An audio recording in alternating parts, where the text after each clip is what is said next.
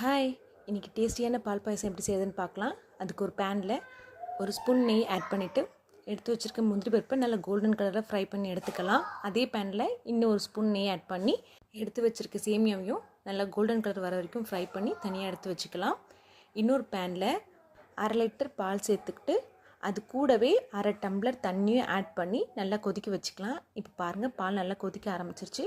இது கூடவே நம்ம வறுத்து வச்சுருக்க சேமியாவையும் சேர்த்து நல்லா வேக வைக்கலாம். 5 to 7 மினிட்ஸ்க்குள்ளவே நல்லா இந்த பாலோடு சேர்ந்து சேமியாவும் நல்லா வெந்திருக்கு பாருங்கள்.